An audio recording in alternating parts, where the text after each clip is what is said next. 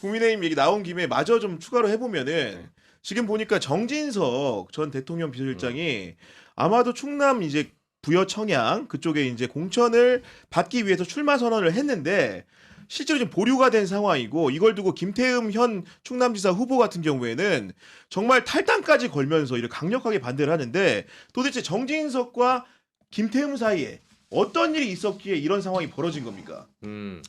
그러니까 제가 오늘 그 김태흠 지사 통화를 해봤거든요. 아 직접 통화를 했어요? 네. 어제 성명서 나오고. 네. 저 가끔 통화하는 사이예요. 네, 나는 제가 또 태극기들하고 친하잖아요. 여기가 저기 국민의힘 출입이었잖아. 네. 출입을 오래 했어요. 네. 제가 네. 국민의힘만 10년 출입했습니다. 그리고 윤상현하고 친하다 그랬어요. 아 윤상현 그랬군요. 여기서 보니까 이정주 기자 별로 안 친해요.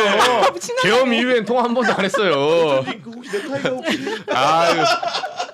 이거 1년이면 다 까먹습니다. 걱정하지 마십시오. 아무튼 마저 말씀해 보세요. 통화를 했는데 뭐 저는 이제 홍준표 전 대표 몇 번 이게 한 달에 한 번 정도 통화하는 사람 있어요. 홍준표 전 대표 뭐 이렇게 김태흠 현 지사 뭐 하는데 아니 물어보니까 그 정진석 전 비서실장의 그 출마에 대해서 굉장히 부정적이더라고요. 아하. 네, 말 그대로 이제 성명서 낸 것도 그렇고 그래서 본인이 만약에 정진석이 공천이 되면 그 본인 말한 대로 어감상 그렇게 냈잖아요 성명서를 탈당할 생각도 있으시냐. 무소속으로 나간다고. 이제 거기에 대해서는 본인 말 아꼈어요. 본인 아직 뭐 그거는 공관위에서 결정하는 거 봐서 자기가 결단할 수도 있다라고 이제 엄포를 놓으시더라고요. 그렇죠. 네. 근데 저는 그건 별 의미가 없어진 것 같아요. 왜냐하면 지금 정진석 실장에 대해서는 공천을 안 하는 쪽으로 지금 가닥을 잡은 걸로 보이고 그렇죠. 그럼에도 불구하고 정진석은 무소속으로 나가겠다는 얘기예요. 아, 국민의힘으로는 안 나가고. 아랑곳하지 않고. 네, 국민의힘 아니 그게 아랑곳이 아니라 서로 간에 조율이 되는 거지. 왜냐하면 지금 그 동네에서는 정진석이 나가면 무조건 된다. 당이 중요한 게 아니라 박수현이 없는 이상 개인기로 무조건 된다는 얘기고. 음. 근데 현실적으로 공천을 만약에 국민의힘 이름으로 주게 되면 완전 욕을 얻어먹을 거잖아요. 그렇죠. 네. 이 사람들이 되게 이제 분노할 거잖아요. 그러니까 그거는 막아야 되는 거지. 대신에 이 사람 어차피 당선될 거니까 무소속으로 나가게 한 다음에 나중에 다시 복당시킨 거나 이렇게 한다는 거지. 아니 근데 생각을 해보면은 우리가 윤 어게인 세력을 어디까지 불러야 될지 모르겠지만은 정진석만 윤석열 정부에 본부했다가 아우, 너무 공천을 이렇게 많죠. 신청한 게 아니라 네. 실제로 예를 들면 뭐 이용 같은 사람, 그죠 하남. 그리고 이진숙 같은 사람, 그죠. 김태규 같은 사람, 네. 윤석열 정부에 복무했는데 다 윤 어게인. 공천 받았잖아요. 그렇죠. 정진석은 무슨 차이인 겁니까 지금? 그러니까 차이는 그거예요. 네. 차이는 김태흠 지사랑 사이가 나쁘다. 예. 그러니까 엄밀히 말하면 옛날에 이제 자민련으로 가야 되는데 그 JP계에서 김종필 쪽 정진석 그 저는 아버지가 예전에 내무부 장관 출신이에요. 그 충청 이제 지사도 했었고 그래서 자민련 쪽에서 JP 계열이고 김태흠 지사는 김용환 의원이라고 예전에 전 의원 또 그분의 계열이에요. 그래서 원래 DJP 연합할 때도 그쪽 계열이 서로 갈등을 했다고 하더라고요. 그래서 충청 쪽의 계파가 서로 달라요. 충청 쪽에 계파가 다른 문제가 있다. 네, 그 문제가 이제 과거 이제 한 30년 전이죠. 그때부터 이제 구원이 이어왔다.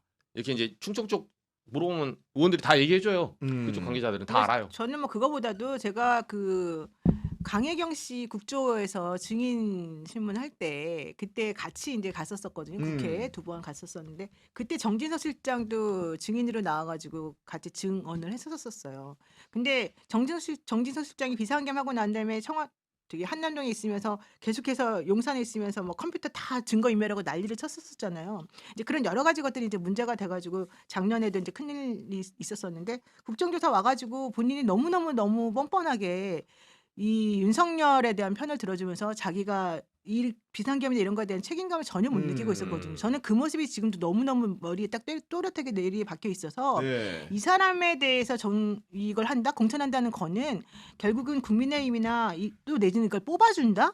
그러면 이거는 사람들이 오히려 윤석열을 면책시켜주는 거랑 똑같은 거다. 이렇게 저는 생각이 들거든요. 아니 근데 저는 이제 아까도 이 충청권에 뭔가 세대결이라고 말씀해 주셨는데 아닌 게 아니라 국민의힘에 있는 3명의 주요 의사결정권자가 공교롭게도 충청도 출신입니다. 장동혁 대표 충남 출신이죠. 김태흠 지사 당연히 그죠. 충남 출신이죠. 박덕흠 공관위원장도 충청도 출신이기 때문에 이런 세 사람 사이에서 정진석이라는 충청도 출신을 두고 뭔가 이렇게 세대결이 벌어지는 상황이라는 것이 굉장히 이색적으로 느낀다는 거고 그리고 장동혁 대표는 김태흠 지사가 비운 자리에 지역구에 출마를 해가지고 그쵸. 재보선으로 당선된 사람 아닙니까? 그쵸. 굳이 따지고 보면은 김태흠한테 정진석보다 빚이 더 많다. 많죠. 김태흠의 의견을 따를 수밖에 없다. 이렇게도 해석할 수 있는 겁니까? 그렇죠. 그리고 박덕흠 공관위원장하고 정진석 의원이 사돈 관계입니다. 아 박덕흠하고 정진석은 또 예. 사돈 관계야. 아 이거 모르셨어요? 야 그 운명의 짝대기가 굉장히 그렇게 예. 엇갈려 있네요. 예, 보니까. 여기는 네. 거의 그 충청 치정극이라고 보시면 돼요. 예, 드라마 같은. 여기 보면 스릴러 한 3부작 만들어야 돼. 와. 예, 야. 하우스 오브 카드. 우리 노영희 변호사님이 놀래시잖아. 그런 네, 표현에. 하우스 지금. 오브 보니까 나는 네. 그런 예. 표현은 맞죠. 진짜 너무 신선하다. 네. 충청치정극? 예. 제가 볼 때 거의 스릴러가 아니라 너무 그거는 높게 평가해 주는 거고 어. 그 정도로 이게 복잡하다는데 이게 당 서로 안에 사이는 안 좋아졌어요? 예? 박덕흠 의원하고 사이 괜찮죠. 사이 이제 괜찮잖아. 사위 그 서로 사돈이니까. 어. 좋을 것 같은데 당연히 그거. 근데 아니, 이제 그 문제가 박덕흠 뭐냐면- 의원의 성격상 사이가 안 좋을 그렇죠. 나쁠 수가 없어요. 그 그렇죠. 사람은. 근데 오히려 이게 그게 이제 독이 된 게 뭐냐면 어. 생각해 보세요. 이게 이제 상피제도랑 똑같아요. 상피제도. 만약에 이해 충돌이 생기죠. 왜냐하면 만약에 정진석 의원이 뭐 헌재 졸속 재판관 임명한 있잖아요. 네. 졸속 임명한 걸로 지금 피의자 신분이잖아요. 특검에서 내란 과정에서 그런 사건도 없었고 뭐 그냥 투명한 사람이야. 근데 박덕흠 공관위원장이 어쨌든 나는 객관적인 그 공천 시스템에 따라서 임명했어. 사람들이 그렇게 생각할까요? 그러니까 사돈을 임명했는데 나는 객관적이라 생각을 해서 야 이정현 몰아내고 박덕흠이가 오더니 자기 네. 이렇게 알고 있는 사람 지인 관계인 그렇죠. 친인척 관계인 사람 구제해줬구나. 그렇죠. 이런 식으로 생각한다는 거죠. 그러니까 네. 설사 근데 그런 거 공정하게 그렇게 중요하게 생각 안 할 것 같은데. 아니, 그러니까 설사 공정하게 한다고 해도 이거는 먹히지 않은 말인데 음. 지금 정진석 전 비서장은 피의자예요. 헌재 재판관 졸속 임명 관련해서 수사를 받고 있고 그리고 당에서 이런 당 안팎에 논란이 있잖아요. 근데 이걸 뚫고 임명한다고요? 아유 추경호도 지금 피의자인데 뭐 오세훈도 피의자고 다 그렇죠. 피의자인데. 근데 제 말은 뭐냐면 그렇게 임명을 하는데 그거는 사돈 관계는 아니라서 그나마 임명을 해도 박덕흠 입장에서는 뭐냐면 나는 윤 어게인과 우리 당원을 위해서 임명 그 공천한 거다. 이런 김영환 지사 임명한 거 봐요. 그죠? 그리고 박덕흠 박태근 공원에 최소한 이렇게 얘기할 수 있죠. 나는 그러니까 소위 말해서 우리 당원들이 강성 당원이 많으니까 내가 무슨 이해관계가 있냐. 네. 나는 대의를 반영한 거다. 당원의 대의를 반영한 거다라고 빠져나갈 구멍이라도 있잖아요. 근데 요거는 임명하는 즉시 사익으로 이제 치안이 될 수 있는 우려가 있다. 네. 근데 나는 그 사람들이 그런 걸 생각하고 고민하는 사람은 아닐 거라고 생각해. 그렇긴 하죠. 그리고 정확하게는 사돈 관계라는 거죠. 친인척 관계가 아니고 사돈 관계라는 점 사돈. 소개해드리면서 오늘 권창현 2차 종합특검에서 계엄 관련된 내용을 새롭게 밝혔는데, 그러니까 2024년 아마도 4월쯤으로 이제 제가 기억을 하는데 방첩사에서 관련된 그 계엄 준비들을 미리 했다 이런 내용들이 좀 나온 것 같습니다. 아, 네. 그래요? 이렇게 시기가 좀 앞당겨지게 되면 어떤 증거가 좀 보강이 된다고 봐야 될까요? 잘 모르겠네요.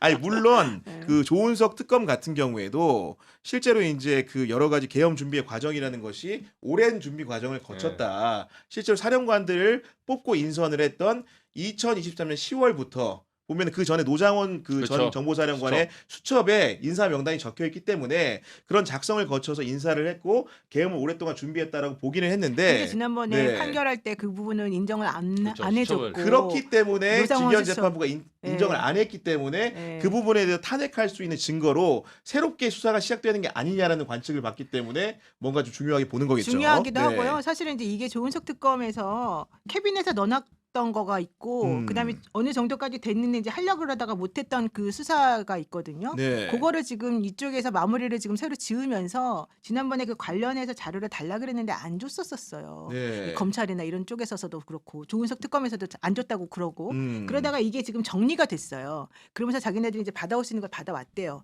그래서 이 종합특검에서 사실은 이제 지난번 조은석 특검에서 어느 정도 좀 정리가 됐는데 발표하지 못했거나 나아가지 못했던 부분에 대해서 자기네들이 증거를 가지고서 할 수 있다고 좀 자신감을 보이기는 해요. 네. 근데 문제는 이쪽 특검의 수사 실력에 대해서는 또 좀 퀘스천 마크다라고 하는 사람들이 또 조금은 있어요. 꽤 나오고 있죠. 예, 예. 네. 그래서 그 부분이 아직 확정이라고 할 수는 없어요. 예. 그 부분에 그런 거고 제가 지금 4월이라고 말씀드렸는데 보니까 2024년 상반기로 이렇게 특정을 해서 김지미 특검부가 말씀드렸다는 점을 전해드리는데 이정주 기자의 생각은 좀 어떻습니까? 아니, 저는 이제 이게 늘 논란이 되는 게 이제 뭐 계엄을 충동적으로 했냐, 뭐 준비했냐 하는데 노상원 전 사령관의 수첩은 그 굉장히 자세하게 나와 있습니다. 그리고 본인은 뭐 맨날 하는 말이 나의 그냥 뭐 망상을 적은 거다, 뭐 폭파시키고 뭐 그 예를 들면 폭탄 조끼 입혀서 어쩌고 저쩌고 하는 거 있잖아요. 그런 것들이 본인은 망상일지 몰라도 분명히 노상원 전 사령관이 문상호 전 사령관하고 불러서 네. 그때를 말한 거나 이런 걸 봤을 때는 망상이라고 보일 뿐이지 그들은 굉장히 진지하게 준비했다는 정황이 있어요. 보면. 그리고 윤석열하고 이제 노상원하고 결과적으로 보면 그 사람들 하는 수준이 그래요, 원래.